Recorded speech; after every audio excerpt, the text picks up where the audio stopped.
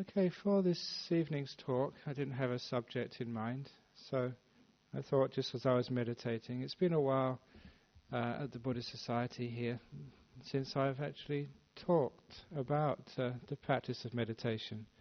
I talk about meditation a lot during retreats, and I've got books about it, but there's many people who come on a Friday night who don't go to the retreats. I thought it'd be nice to spend a little talk about the way of meditation, simply because it's so central to everything about Buddhism. It's so central to the Buddha's own enlightenment, but it's also central to the lives of the monks and the nuns who come on a Friday night to give talks. And it's certainly the center of one's lifestyle. It's a place from where all wisdom and compassion come from. And in fact, if there wasn't meditation, there wouldn't be really Buddhism. Certainly there wouldn't be the monks and the nuns, and I wouldn't be able to sit up here and give talks and do so much. It's always, I've noticed, that all the wisdom and also the kindness come from a calm mind, from a peaceful mind. I know in the world that people say to understand things you have to think about them a lot. But I understand many people come to places like this because they've already thought too much already, and they realize it never gets them very far except a headache. And it also gets them angry and upset when they think a lot. And it gets them into terrible states of confusion.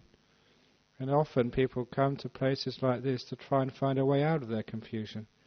And sometimes you hear nice pieces of advice which sound very good, but those are my pieces of advice. They're the words of the monks and the nuns here. An important thing is to make those words your own. By making them your own, I mean like seeing what those words really mean, understanding the point of all of this, until it becomes part of one's own character, one's own life, and one becomes a peaceful, kind person. And of course, that many people have been coming to this center for several years, and it has changed their life. But how has it changed their life? It made them more calm, more peaceful, and that is what meditation is all about. Because we live in a very active world, a very busy world, and it always seems to get more busy rather than less busy for most. Certainly it does for me, being an abbot, being a monk, coming and going. Perhaps it's too kind, accept too many invitations. But nevertheless, it's very hard not to. But certainly it's the ability just to let go, to rest, to make my mind peaceful, which keeps me going. And it's something which we can teach other people. Of all the different religions in the world, it's Buddhism, which is centers on not what you believe, not on dogma, not even on arguing. It centers on like finding out for oneself through the power of meditation. And it is very, very powerful when one learns how to make the mind peaceful and calm. Out in the statue outside we have the Buddhism in brief, Buddhism in a nutshell, which says to do what is good, stop doing what is bad, and to purify the mind, the teaching of all the Buddhas. And when we talk about meditation, we're saying about purifying the mind, stilling it, making it calm and peaceful. Too often people think that the only way that you can make the mind peaceful is to go to sleep. But of course, you've seen the monks meditating here, and I don't think any time you've seen a monk snore when they're meditating. And sometimes you see them sitting absolutely straight. And that's a sign that their minds are very, very clear. And certainly my mind becomes very clear in meditation. And I use it to help me. So often when you get into difficulties, such as you're sick or you're tired and you need to perform, because sometimes look how many people have come here this evening, wanted to hear a nice talk. And how can you actually give a talk like that if you've been so busy all day? For example, I recall this one time several years ago when I was in Canberra, just being taken around by people. I was supposed to give a series of talks, but they thought they'd show me around, and they took me out one morning. And that morning I had a terrible cold. You know what Canberra is like. It's a very chilly place, and I had a terrible cold. My eyes were watering, my nose was always dripping, and I felt terrible just the first day of a cold. But they insisted on taking me to this monastery a couple of hours out of Canberra. The monks in the monastery weren't very kind. They kept me there just most of the day. I kept on asking, I want to go back, have a rest before my talk, but they wouldn't let me go. By the time I left and got back to Canberra, it was 10 minutes before my talk. Never had time for a shower or a cup of tea. And you just had to go there and give a talk. And many people were coming. It would have been advertised. And I was in big trouble. So what did I do? I tried to give a talk. But every few moments you had to stop and sneeze. And when you weren't sneezing, you were coughing. And you were wiping the water dripping down from your eyes. I felt terrible. And the talk was just as bad. It was terrible too. And after 15 or 20 minutes of this, I realized I was getting nowhere.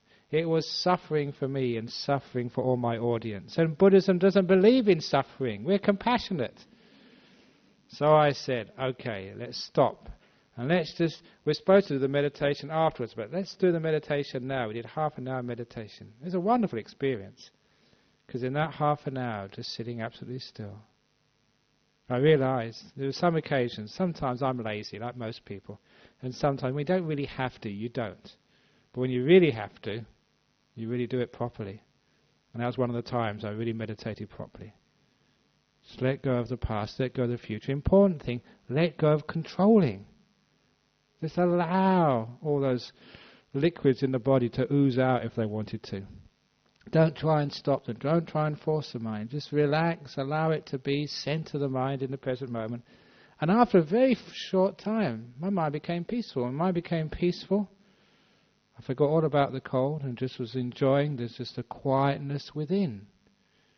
When you meditate, you can turn to the quietness, the peace within. When things start to slow down and stop, the mind isn't thinking so much. You become stable, still, and I was just enjoying the peace. And after the meditation finished, only half an hour, so had my cough, so had my dripping nose, my eyes were clear, and I had energy. And I gave this really brilliant talk. And the people who were watching afterwards said, that's amazing. Because they saw me just before I meditated, and they saw me afterwards. It was like one of those advertisings. You know, you see before, you use this toothpaste, and afterwards, when you use the right toothpaste. And it was just like that. They actually saw just what meditation can do, just in half an hour.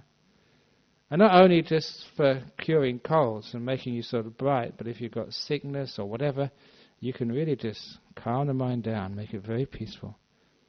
And it's amazing what you can do with this body. And you get clarity, you get compassion. It's amazing what you can perform. So how do you actually do this? The main thing with Buddhist meditation is actually stop all this controlling business. Because as people in this world, we're just such great controllers. We're always managing our body, managing our life, managing other people's lives, always controlling this and controlling that. And when we sit down to meditate, what do? We control it again. And it's just a terrible thing which we do. We say, okay, just now let go, be in the present moment. We say, you better be in the present moment or else. And you grab hold of that present moment and you throttle it. And you just don't give yourself an inch. You're just like a US Marine, like a sumo wrestler. You wrestle with that mind of yours and you sort of kill it. No wonder it rebels, because you're not treating it properly. I always like to encourage people to remember just a symbol of a Buddha, like a compassionate, kind being. And if that's, what a Buddha is, even, non-Buddhists, they've got a feeling for what a Buddha is, a compassionate, kind, gentle being who never went to war, never criticized anybody, never sort of was harmful or violent to anybody. It was compassionate, gentle. Now that's the sort of mind which we have to generate to meditate, the compassionate, kind, gentle mind. So you just look at yourself in this moment. Instead of controlling, say, this is good enough. This moment will do. I will allow it to be. I will embrace this moment as it is. The door of my heart is open to this moment, no matter what it is. I will allow you to be. Look at the law of karma. All this karma has made this moment happen now. You can't stop it. It's here. It's arrived. So you make the most of it. You allow it to be. You embrace it. You have gratitude for it being here. You don't have this fault-finding mind, which is the opposite of Buddhism. You know that many people, it's so easy to find fault. You look at your partner. Ooh, full of faults. Look at the government. Oh, just so many faults. Look at life. Terrible life. And I can look at all the monks in my monastery. Ooh, who would have them if you're an abbot? But you can look at it that way, but you can look at it the other way. Just so grateful to be around such good monks. So grateful to be around your partner. So grateful to have this moment, this mind, in this moment. Now you see, this is what we mean by letting go, accepting, letting be, embracing. This is good enough. Love, compassion, peace. All the same thing, but just talked about with different words. Just like I remember when I was a student at school, because my parents were very poor, I got a Saturday job in the shoe shop. And it was this big company who sold these shoes, and because I was actually, after a while, got to know what was going on, I couldn't believe it. This big shoe company in Britain, they were selling the same shoes in different shops. But the different shops, because the shops had a different sort of clientele, they just put the price up. In the more expensive shops, which had maybe better decor, it's exactly the same shoes. And in the shop where I was saying was the low-class shoe shop. Exactly the same shoes, but a lower price. The same thing, but just marketed differently. And that's all that really was. It's just saying what you experience in your mind. It's just how it's sold, how it's marketed. That's the most important thing. So whatever you're experiencing, it's not the experience itself, it's how you regard it, how you look at it. And that's a trick in meditation. You learn how to take any experience. I had an experience of a cold, feeling really rotten, but I made peace with it, and soon my mind got into very deep meditation, which shows you how easy it is to meditate when you know how. Letting it be, letting go, allowing it just to exist, not fighting, not controlling, making peace. That was, every now and again, I just have these themes of meditation. A few months ago, that was my basic theme with meditation. Make peace with the moment. Make peace, not war. I was born in the 1950s, growing up in 60s. Remember, they used to have this CND, ban the bomb, going in marches. That was part of growing up in London in the 60s and 70s. We always used to start saying, make peace, not war, make peace, not war. That was just like a slogan of the left wing, but I didn't realize it came from the Buddha. Make peace, not war, with your mind. And what happens then is when you start making peace with your mind, the mind makes peace with you. And you have this incredible process starts to happen, which you can watch, and it's called the process of meditation. When you stop fighting the mind, when you let go, when you embrace this moment, when you stop trying to control it, when you don't find fault with it, when you make peace with it, things start to slow down. The mind doesn't move so much. There's not so much business. The mind starts to feel this wonderful sense of inner peace. You're making peace. And of course, what you make is what you end up with. So when you make peace with every moment, after a while, you have peace. You know the biggest problem which people have when they start to talk about meditation? I can't stop the mind thinking. Of course you can't stop the mind thinking. Look at what you just said. I can't stop the mind thinking. You should stop trying to stop the mind thinking. And then you'll stop thinking. This is a problem because we always get involved. If we're meditating, we want to do the meditation. You're missing the point. Meditation is not something you do. It's not some sort of craft or hobby or some other business you do. You work so hard out there in the world, working to make a living, looking after your family, even just getting here, doing your social and family responsibilities, so much hard work. Why do you just use the same method when you come and meditate? This is relaxing time, letting go time, compassion time, time of peace. So, when you actually learn about meditation, it's just sitting there and doing nothing. That's why very often I used to tell people, look, if you're a lazy person, if you really are lazy, then meditation is made for you. In other words, now this is really knowing how to be lazy, really lazy, but people don't know anything about laziness. By laziness, they think they're just doing something else when they're supposed to be doing what they're supposed to be doing. That's what laziness is usually mean. But what laziness really is just allowing this moment to be, embracing it, not doing anything. This is do inside this controller, this thing which causes all the problems in your life and other people's lives as well. You make peace with that, and after a while it just disappears. It calms down.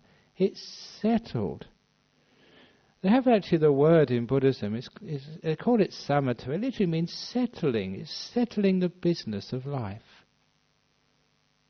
Finishing all your business. Have you done yet with your business? Or you still got loose ends, unfinished business? Look at your life.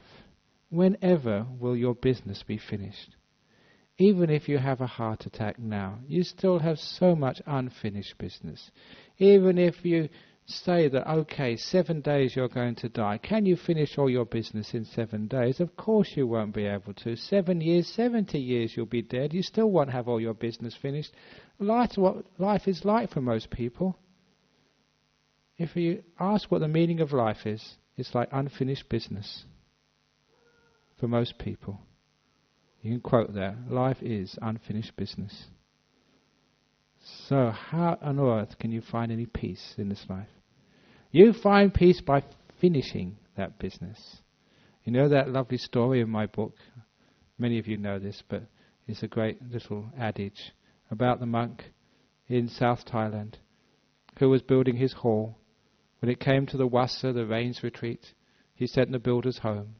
It was meditation time. He wanted a rest. He wanted some peace in his monastery. Don't want builders around when it's meditation time. And a few days later, this man came to visit and saw this half-completed hall and asked the abbot, "Oh, when's your hall going to be finished?" And this great monk said, "My hall is finished." "What do you mean it's finished?"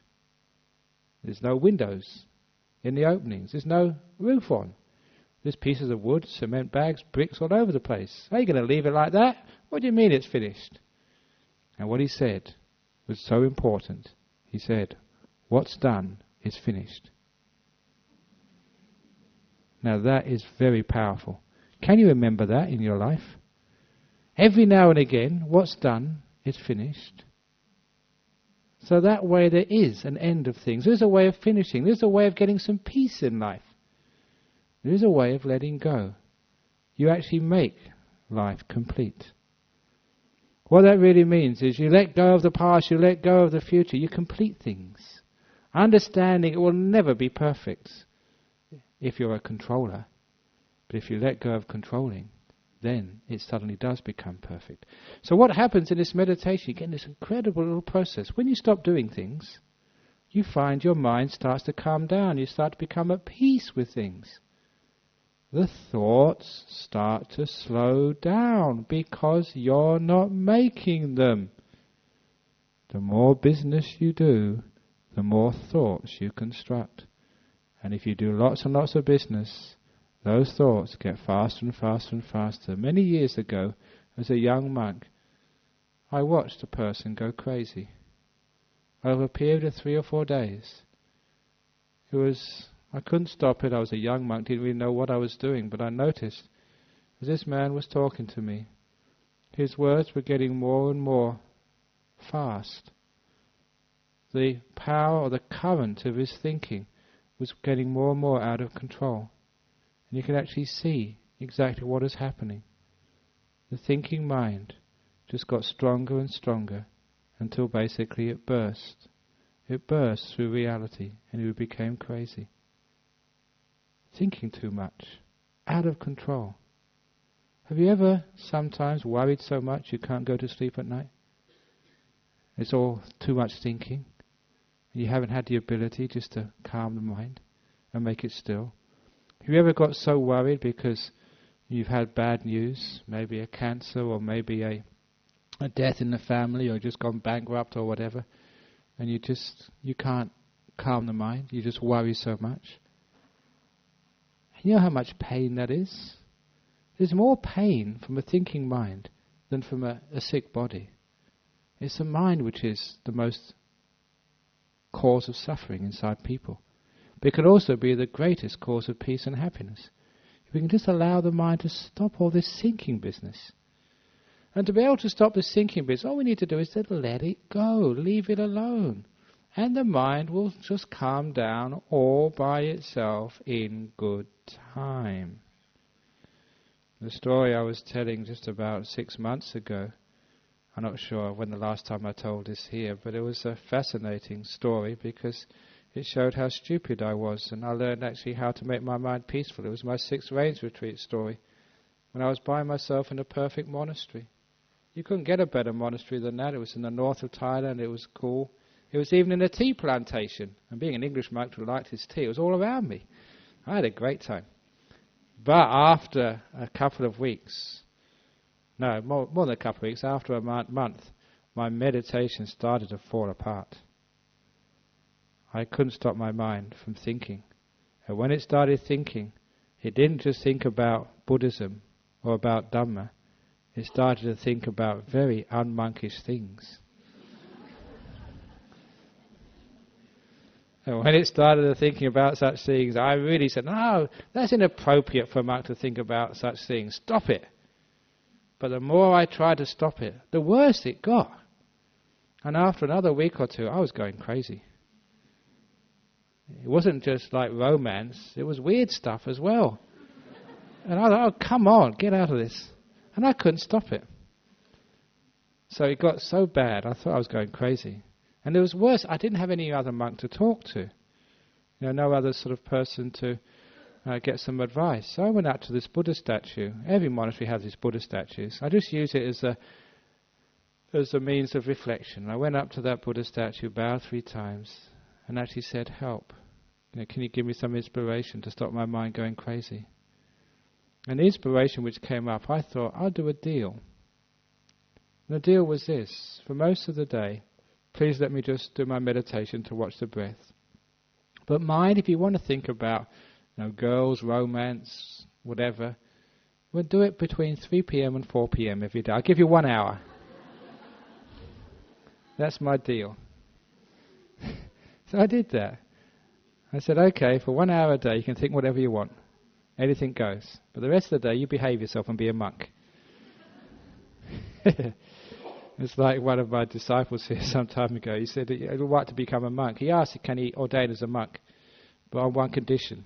So what's that condition? I can have every Saturday evening off. I said, no. You can't do that. It's not a part-time job being a monk. So anyway, I decided to try and do it part-time. 23 hours a day, I behave myself. 1 hour a day, 3 to 4, anything goes. But it didn't work as I expected, because it was just as hard. You sit down there and you try and watch the breath or be in the present moment. Straight away the mind will start thinking about the weirdest things. Come back. And it go off again. Come back. Go off again. And there was a struggle. But it got to 3 p.m. So I went up to my room. I leaned against the back. I leaned against the wall, put my feet out and said, okay, whatever you want to think about, go for it. Anything goes. The most unmonkish, weird, strange, romantic, sexual, whatever it is, you can now think that. And that was the quietest hour of the whole day. My mind just went so peaceful and just watched the breath. All by itself. And that was weird and strange. But it really taught me a lesson. I realized why my mind was going crazy. Because I was trying to control it. That's all it was. The more I tried to force it and control it, the more it rebelled.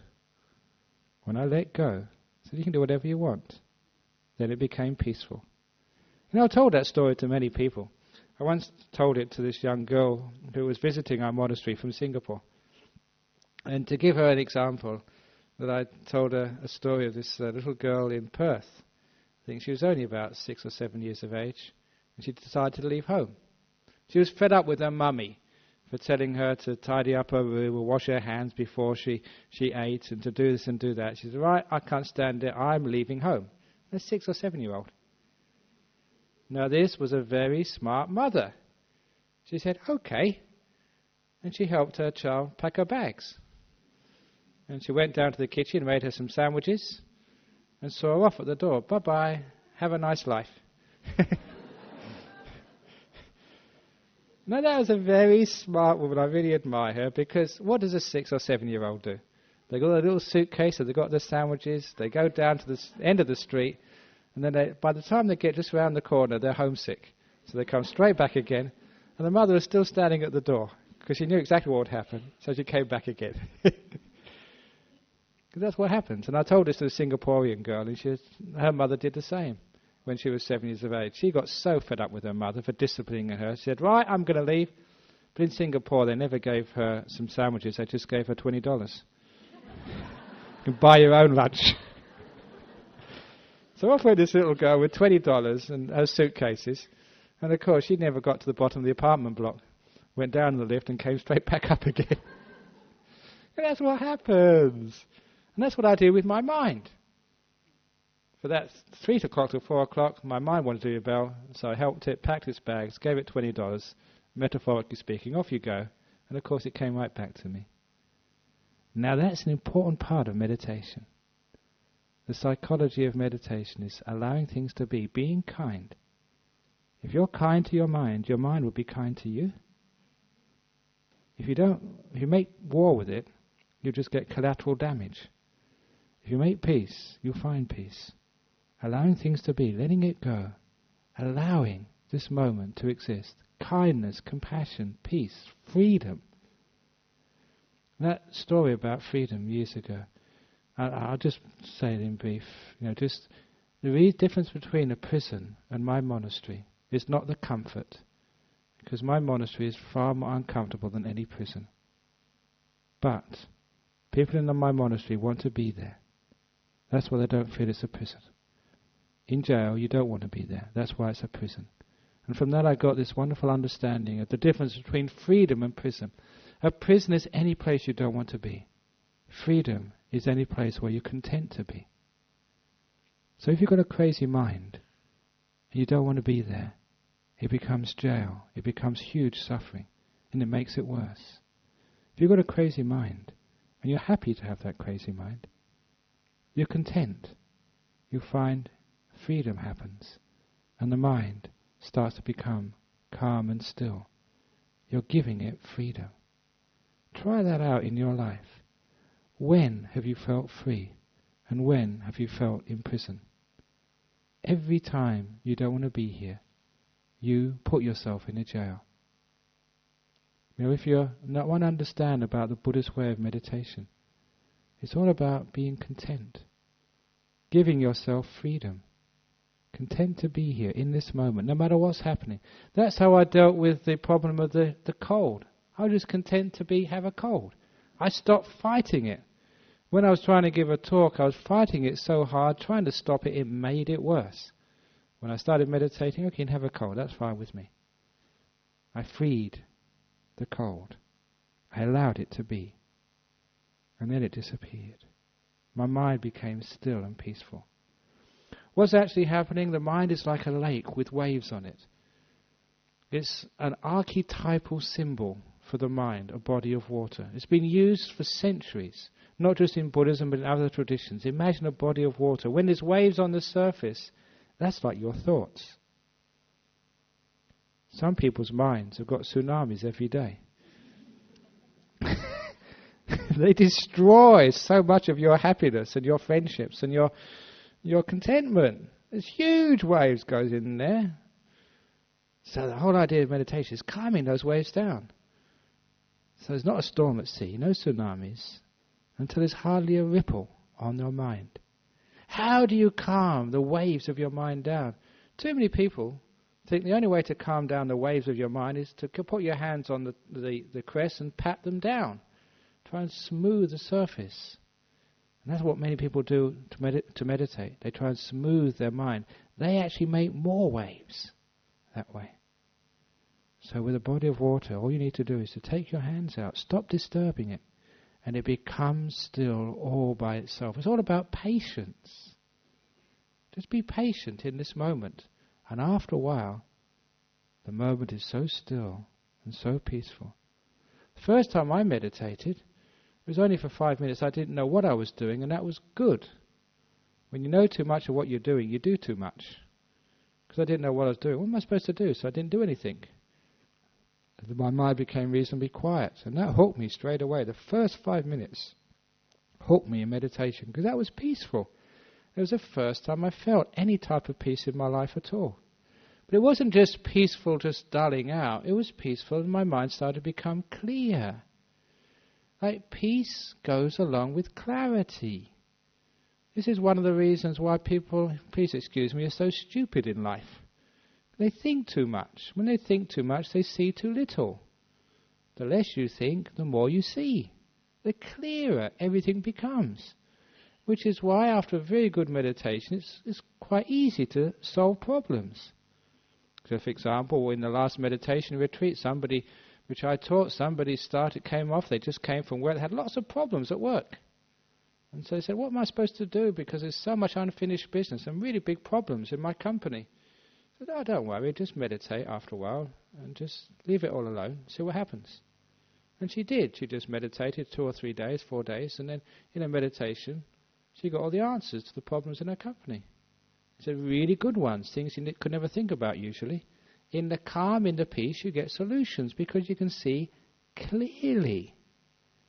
So if you want to solve any problems in life, or in business, or in family, or in your monastery, or whatever else you're doing, stop thinking about it.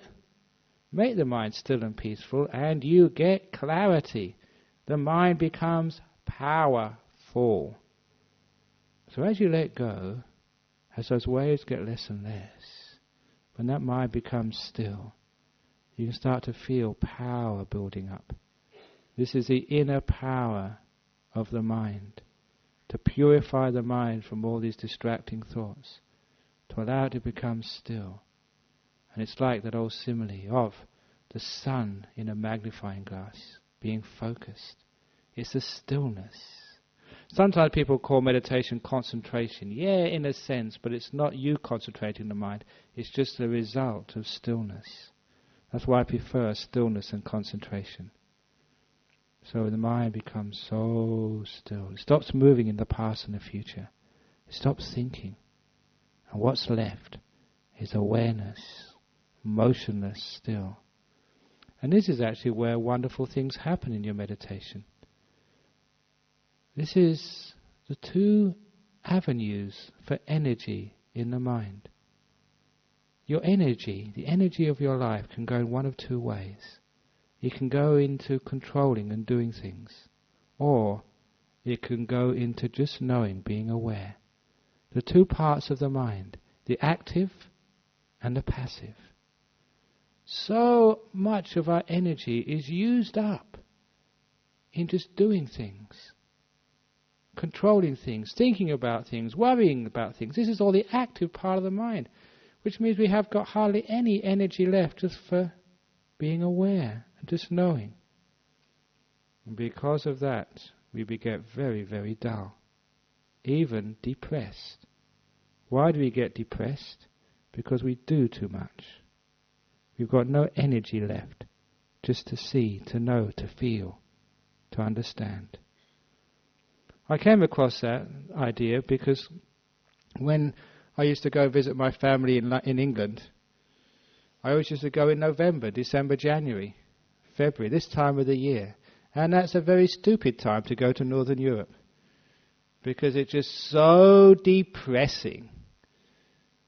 It's just so grey all over. I'm not going to do the old grey joke today. But it's so grey all over the place. You can read about that in my book.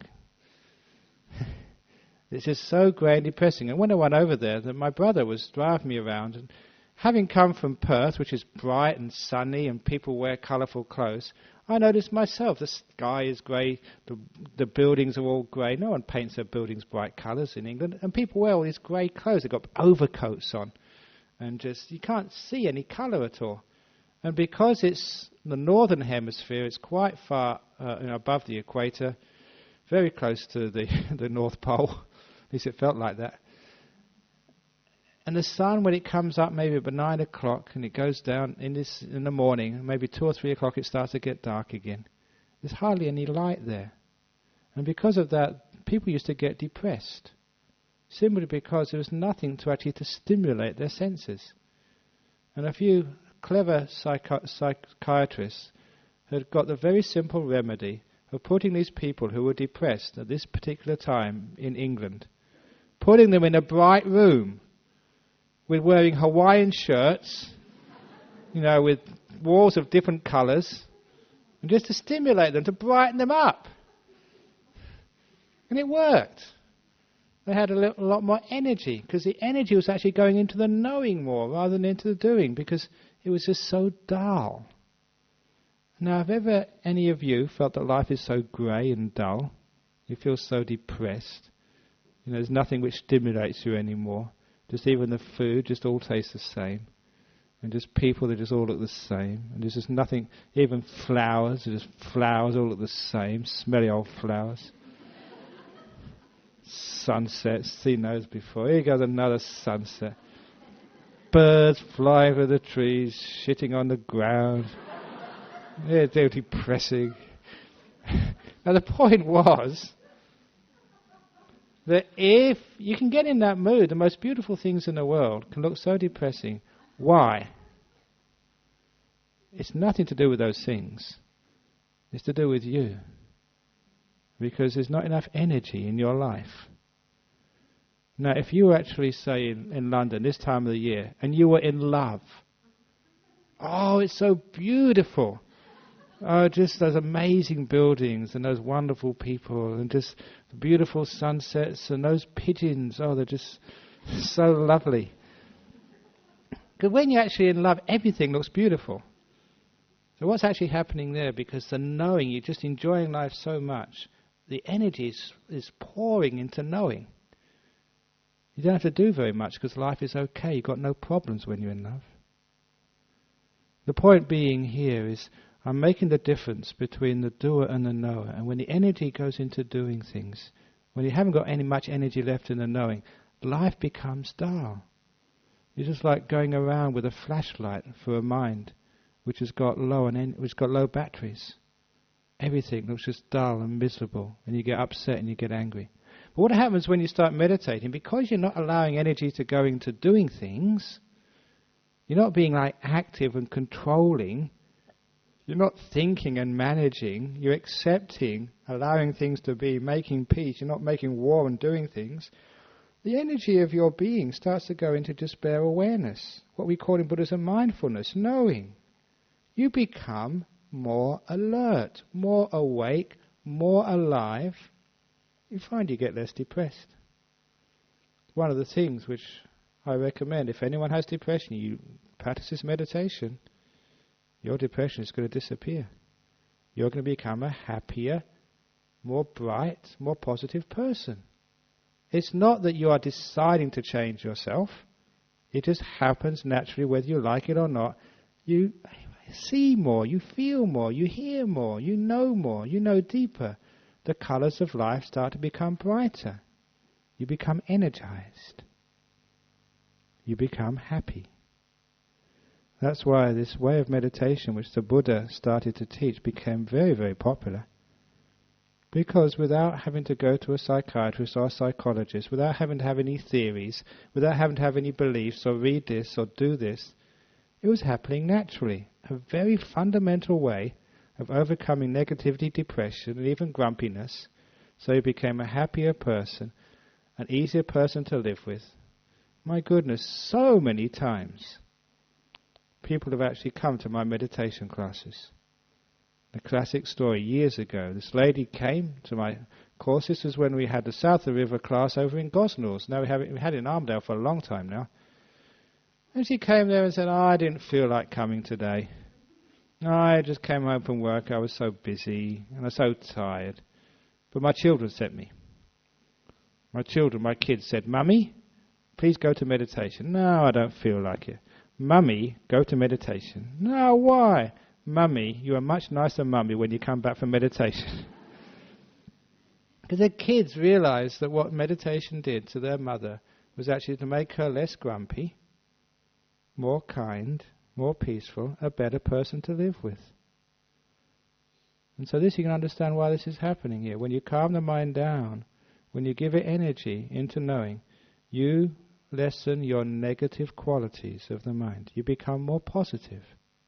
It's nature that this happens. energy going more into knowing, less into controlling. And you find the very reason you want to control your life to give you better happiness, you realize you've just been doing exactly what you shouldn't have been doing. You want to control, you want to manage, you want to think to solve your problems, but you make more problems. You stop this thinking, you calm the mind down, you let go much more, and then there's no problems to be solved anyway. You don't need to manage life. Life starts to flow more smoothly. You become more successful. You become an easier person to live with. You have better relationships. All those things which were problems before are now no longer problems. Which is why meditation is just incredibly popular, and it works so well. If you do it properly, you become a happier, more peaceful person, less grumpy, and also less sick. You understand all those negative emotions which run through people. That's what makes them sick. That's what gives them stops them living a long life. It's amazing. Just in my monastery, that all the people who keep coming to my monastery, it's been such a long time now since anybody has died. It's got to my monastery. I told this in my monastery, and it's quite remarkable. Because if any of the disciples die, I have to go to their funerals. I know when people die and when they don't die. I think it's a long while. When's the last funeral we went to? It's a long time now. You see, it actually works. So you meditate, you come to this joint, and you live a long life. Which is why there's some of the monks, we got monastery in California, and they told me many years ago, I checked this out, I asked them, is this actually true? He said, yes, it is true, that if someone is a meditator, and one of those monks signs the form, yes, we say they are a good meditator, or they meditate, they come to our retreats, you do get a reduction in your health premium. When you have your health insurance, you write down your meditator, you get a reduction. See, so it's even economically worthwhile as well.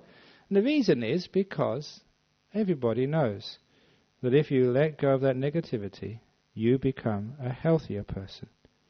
But of course, the meditation goes much deeper than that, because as you go more on that path, that energy goes more and more into the knowing until you become incredibly bright and happy, and you become centered. Have you ever noticed when you're happy you don't want to move? All movement is about discontent. You move the body because it's unpleasant. You move your house because you don't like to be there, you want to be somewhere else. When you're really happy, you become very still. The more still you are, the more happy you become. What happens is the mind starts to really become still and goes inside itself. This is the path of meditation. And the more focused it becomes, the more powerful it becomes. When it starts to become powerful, it can start to do things which most normal people can't do. And this is actually where we start to get the insights of Buddhism. Not only can you think much more clearly and much more deeply than ordinary people, you can actually see the solutions of things. Your memory also increases enormously. One lady who was on a retreat recently, who told me that when she was studying in Melbourne at a university, I think it was Monash, she would never go to tutorials, she told me. Didn't need to, she got the top marks every year. I asked her how. Because I knew what she was going to say.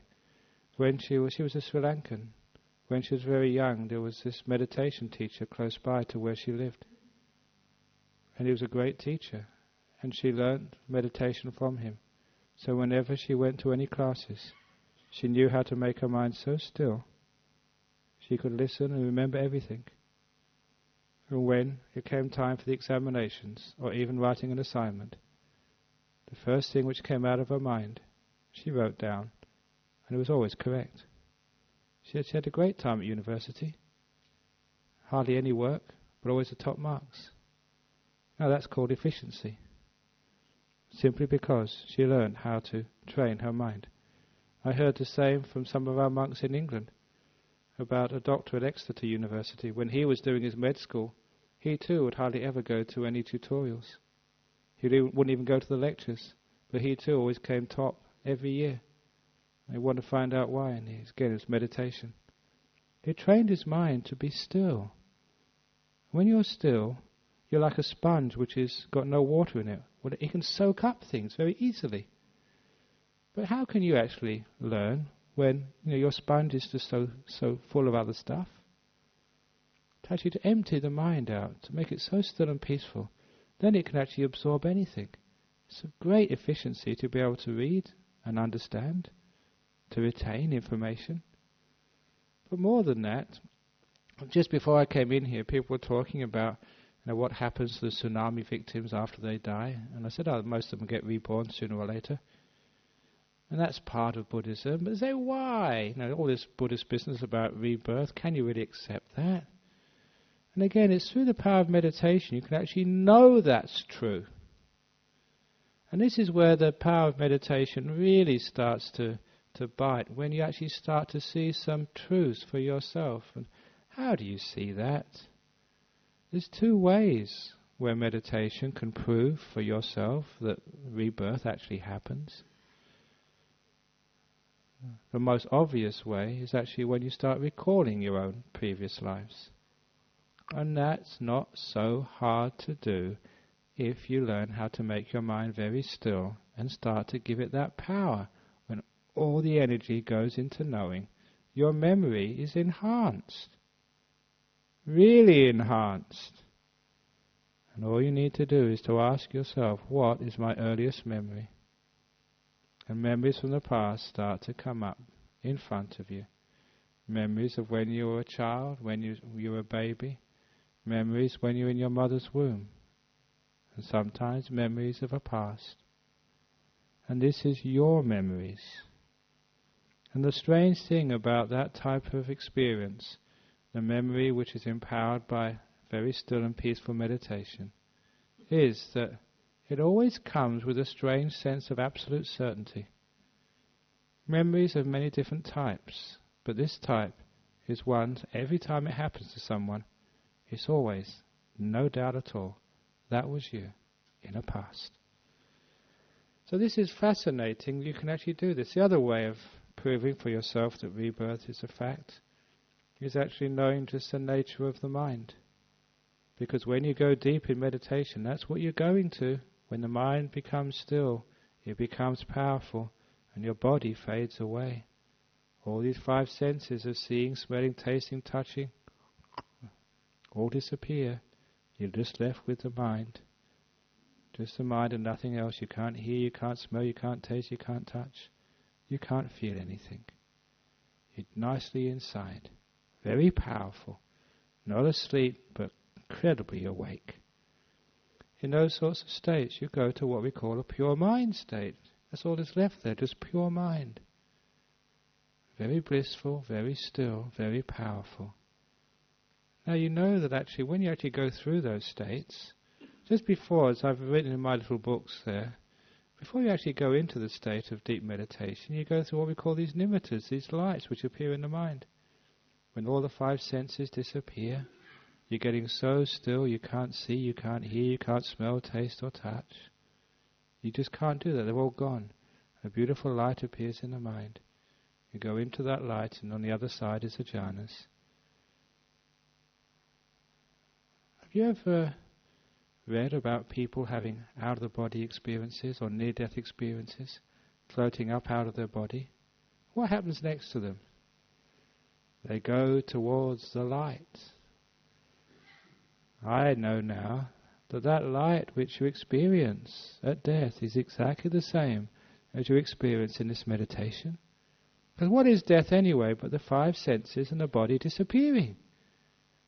What is meditation? The five senses and the body disappearing. What you're left with is the mind. Exactly the same experience. So actually when you're meditating, you're actually practicing how to die. How to let go of the body and its five senses. And you know that when that body and the five senses disappears, it's not that everything just stops. You know that this mind continues on. The stream of consciousness. Why? Because you've done that before. And it's fascinating that if you can remember even past lives and what happens, and getting a new birth. It's all these ideas and theories that you hear about in Buddhism. It starts to make so much sense because it becomes part of your experience. You can remember what happens when you die. Someone just asked me just before I came in here. They were a bit concerned because they had a few deaths in the family, and also the tsunami victims. What happens to them? Is it just they're just gone, just disappear? It seems so sad. If little kids haven't had a chance to live, and they've just been swept away. It seems so cruel. But it's not so cruel. It's still, unfortunately, it's still sad. But it's not so bad if they are given another chance. This particular lady was just asking about one of her relations just had a child, and the child was stillborn. And it reminded me of one of the disciples here. They too had a child who was stillborn and had an ultrasound just a couple of days before the birth. But in those few days, the baby, the fetus, had turned in the womb and strangled itself on the cord and came out stillborn. And I know all about that because I did the funeral service for this family. It was a very moving experience because they dressed the baby up, they gave it a name, and actually at the funeral service they actually tipped the coffin vertical, and I was next to it, the family was either side. It had a family photograph. So they called it Charlie. Managed actually to get in a family photograph just as a stillborn child. I thought that was really quite nice. But one of the things this family did, which is quite common in many cultures, in fact, that Professor Ian Stevenson wrote a whole book about this, that with a ballpoint pen they marked the foot, the heel of their deceased child. Because they thought, it's part of the tradition, that maybe that child didn't quite have enough good karma to make it into this life. But maybe it will try again. And sure enough, after a few months, the woman became pregnant again. And when she gave birth to a child, one of the first things they did was to look, and it was there. The birthmark. Exactly the same as the mark they'd made with a ballpoint pen on the heel of their baby's foot. So they were quite sure that was a baby reborn again. Of course, it makes them feel much better. And it's true, because I know this is what happens when people try and take birth as a human being. Sometimes they don't quite have enough good karma. Almost enough, but not quite. I gave the metaphor. It's just like you go to the airport. You haven't got enough money to buy a proper ticket, so you get a standby. And it's just like this baby just had a standby ticket. Unfortunately, she didn't quite have enough, because this is what happens if you're on standby. Sometimes enough people get on the plane, you can't get on. But they'll always actually put you on a plane coming later. So that's what happened to this baby. Didn't have enough good karma to make that birth, but the next one, you managed to get a seat, get reborn. And that's what usually happens. So beings, when they're sort of trying to get reborn, they'll actually come and they keep on trying until they get in there. Just the same as you will keep trying to get on the plane until you get a seat. So this is actually what happens. And you actually can understand this because people can have those memories and they can remember trying and not making it and trying again. This is part of their clear memories which come as a result of empowering the mind in meditation. So you get some of these understandings, these so-called theories, these parts of Buddhism which you don't have to believe, but you can know, you can find out for yourself. So that's one of the other wonderful things about meditation. All the wisdom, the knowledge, all these words, they don't just come from reading books. They come from your own experience. When you have that experience, it's very clear about the big picture of life and many, many lives. And also you can actually get all the other answers about whether there's a God or not. What is a God? What is a self? Who are you? Why are you? But it's a waste of time me talking about that. Because when you start talking about such things, people argue with you. And it's not, we don't sort of teach in order for people to argue. The most important thing is people to be able to find out for themselves. Don't you want to know who you are, what life is, what's doing all of this? And this is how you find out. So traditionally, it's always been the case in Buddhism. We've meditated. We've purified our minds. for the sake of letting go of the negativity in our life, for having that inner happiness, that peace, so we don't go crazy with too much thinking. We don't go crazy with anger and ill will towards other people, which has terrible consequences. People go and kill each other and blow each other up and rape each other and beat each other, all because they don't train their minds. Their minds are out of control. They're monsters. You take a monster and teach them meditation, they become so wonderful, so peaceful and so nice. You can actually calm yourself down. You can actually purify. You can change. And you can become more successful, more alert, more wise. But also you can really understand what's going on in life, especially things like rebirth and karma, and eventually understand the nature of existence, who you are. That's why it's meditation which makes you enlightened. So sometimes people start meditating just to solve their inner problems, to get healthy even. Great, it works, why not? But it goes much deeper than that. You carry on this meditation business and you'll become just so peaceful, so happy, so powerful. And that mindfulness, that power mindfulness will eventually answer all your questions, much more than I could ever do, much more than the books ever do. The books give you some hints, but you make that mind peaceful and calm and you can find out for yourself. You will find, I don't know what rebirth is. You know what heaven and hell are. I talked about that last week. You know what happens to people when they die in tsunamis. So you can actually become more at peace with what happens in life. And you can become more effective, more compassionate, instead of just making too much problems and making a mess of this world. You can live more simply, because you've got inner happiness. You don't need all these crutches for happiness, like big crystal sets, TVs and alcohol and movies and all this sort of stuff. You don't need all of that to be happy, because you've got your own inner happiness and you're at peace with yourself and the world, and you start seeing deeply into why. So that's why the meditation has always been the great path, the way that your questions are answered. So the more you make the mind still, the more you learn how to let go, stop controlling, relax, make the mind peaceful, make it still, develop more kindness, more compassion. The door of my heart's open to this moment, no matter whatever it is. The more you let go and at peace, the more powerful you become, the wiser you become, the freer you become, the more liberated you can become. So that's what Buddhism is all about, purifying the mind.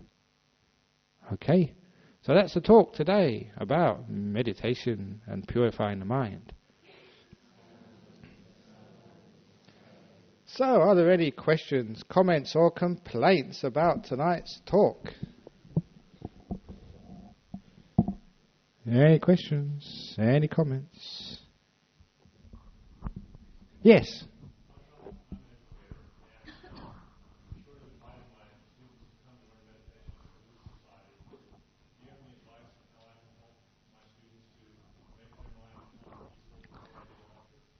Okay, you're a teacher. How can you make your students more calm and peaceful before a lecture? I'm not quite sure what level you're teaching at, but one of our friends, disciples you might call her, was teaching in a school in the south of the river, and I think it was year 6s. And because she was a regular of our meditation group down in Armadale, she started teaching her class quiet time. She didn't call it meditation because meditation meant Buddhism, and some people were a bit afraid of anything other than their own religions. So she called it quiet time. That was one of the first reasons for her success. So package it. It could be the same message, but package it in a sort of a non-confrontational way. And she started the kids off with about 5 minutes, no, even less than that, maybe 2 or 3 minutes at the beginning of the school year. Built it up until about, by the end of the school year, they were doing about 15 minutes every morning. And the headmaster of the school, who I met a couple of times, was so supportive because he saw the results. He said, these kids, their ability to learn, to concentrate, to focus is so increased. But there's also some unintended side effects. And they told me what they were, that sometimes there was some conflict in the classroom. Like, a couple of kids were having an argument. And always someone would put their hand up, "Miss, can we have quiet time?" So everyone have quiet time for 5 minutes. Diffused all the problems. I noticed actually the children were more caring for each other. And this is actually what they told me, just basic effects of just doing some quiet time. So the principal, he said, "Look, I don't care anyone who comes into this school and criticizes her. It's not Buddhism, it's just good learning skills." And she was praising this teacher to the hilt. She, I think, became the vice principal of the school eventually, before she retired. It worked immensely. So it's great if it was actually introduced in schools. I think there are some, I don't know if he's here today, and there's one of the people who comes quite regularly, was teaching it in a school to the south of Perth, and having a great time. Kids love it, and it also does enhance their ability to learn. And their TE scores will go up. I just was reading the paper today. They have the TE, the school tables.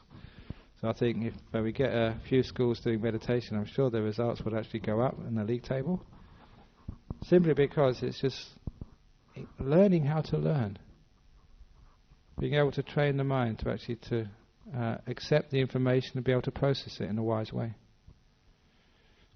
Oh yeah, but don't call it meditation, call it quiet time or relaxation or empowering the mind or whatever. Give it a spin which most people will accept. Does that make sense? Yeah, in the back. Take meditation. Oh yeah, I used to be famous teaching meditation in prisons. And I mentioned it in my little book. And one of the wonderful things which happened to me, I don't mind praising myself on this because it was very encouraging, very beautiful. Once I became the abbot, I had to give the teaching in prisons to one of the other monks. Ajahn Brahmavamso was teaching yesterday down at Karnak Prison Farm. He said he had got 20 prisoners yesterday come to the meditation class, which was amazing, 20. But anyhow, when I started, taught for many, many years in the prisons. And when I became like the abbot of the monastery, got so many other duties, I had to give it to another monk. And one day I received a telephone call from one of the prison officers. He said, "Brahm, can you come back?" I said, "Why?" He said, "I'm so busy now." I said, "Brahm, please." He said, because he'd been in the prison service a long time. And the prison officers, they know each other. He said, all of the people who went to your class never reoffended and came back to jail. He said, "I know that. So whatever you were doing, come back and do it again." And I treasure that, because that was actually praise from the people who really know what's going on. So it worked. It made sort of the prisoners less grumpy, less negative. Why do people do those crimes? Sometimes it is because of guilt. I was just talking to someone just before I came in here, that sometimes that we have this terrible thing of self-punishment. We don't allow ourselves to be happy. And sometimes once we get into this guilt cycle, I've done something wrong, I don't deserve to be happy. And sometimes you keep on reoffending to get punished again. You don't want to be free. You don't feel you should be free. Sometimes people get into that cycle of redoing the things which caused them pain in the past to get more pain. So I was freeing them from that by feeling good about themselves, accepting their past, acknowledging it, forgiving, learning. And when they didn't look about punishing themselves, they could be free of jail, which they were, which is wonderful to know. And one of my meditators was great. Was at the Perth airport one day, and somebody touched me on the shoulder, turned around. It was one of my meditators, Nick, in a really nice suit. He was obviously doing very well. And before I could say anything, I recognised him. He said, "Brahm, I'm still meditating." And he smiled at me. It's really nice. So yeah, we do it in prisons as well. It's a great thing to do. And there's many of the people here teach in prisons as well. I can see 2 or 3 of them who go to prisons regularly to teach meditation there. And it works. So yeah, great thing to do. So anyway, I think that's probably enough for now. Is there another question? No? Aham Samma Sambuddho Bhagava Buddhaṃ Bhagavantem Abhivademi